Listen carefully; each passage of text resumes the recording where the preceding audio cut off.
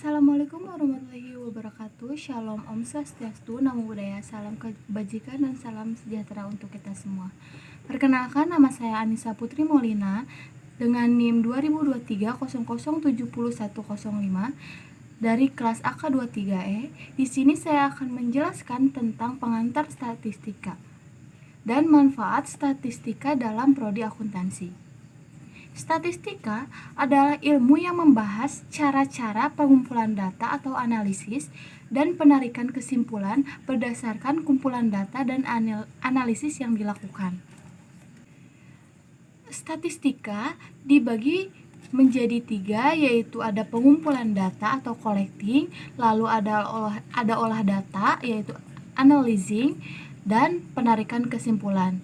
Dalam pengumpulan data ada beberapa sumber data. Yang pertama ada data primer dan data sekunder. Lalu untuk olah data menggunakan alat-alat statistika atau alat-alat analisis.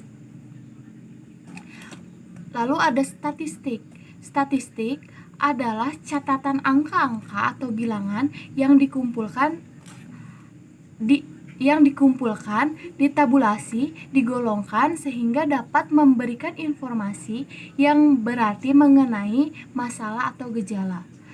Statistika, datanya itu ada bukan angka seperti image atau suara atau teks, dan ada juga data angka.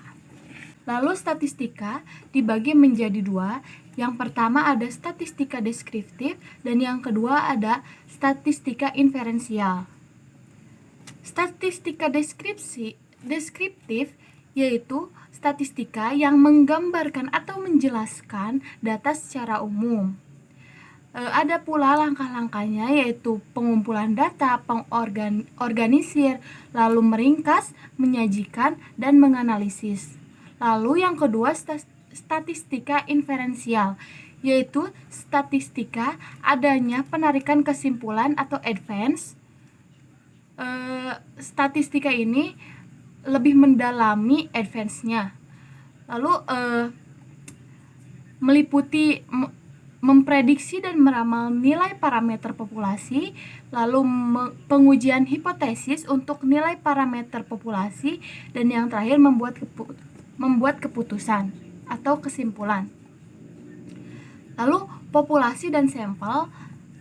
Populasi adalah berisi suatu set seluruh pengaturan dari karakteristik yang diteliti. Lalu untuk sampel adalah bagian dari pengukuran yang dipilih dari populasi. Dan yang terakhir ada sensus. Sensus adalah pengamatan terhadap keseluruhan objek penelitian dalam populasinya tanpa ada yang terlewatkan. Secara umum, data dibagi menjadi 2. Yang pertama ada kualitatif dan yang kedua ada kuantitatif.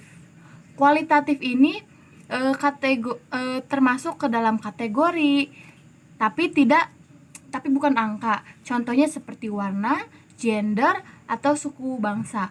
Dan untuk kuantitatif ini termasuk measurable atau countable, termasuk angka. Contohnya seperti temperatur, berat badan, dan lain sebagainya. Lalu ada discrete. Discrete adalah data yang diperoleh dengan cara mencacah, membilang, atau menghitung banyak objek. Dan ada continue.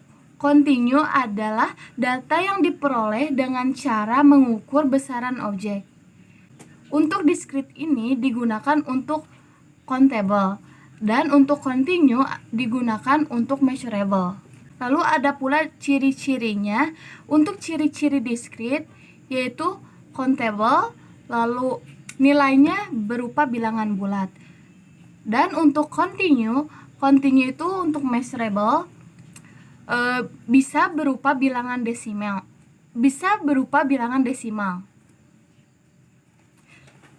Lalu ada pula skala pengukuran. Yang pertama ada skala nominal. Skala nominal yaitu data kategori yang berupa lambang atau label. Contohnya seperti jenis kelamin, jenis kulit, dan lain sebagainya. Lalu ada skala ordinal. Skala ordinal adalah adanya urutan dan tingkatan.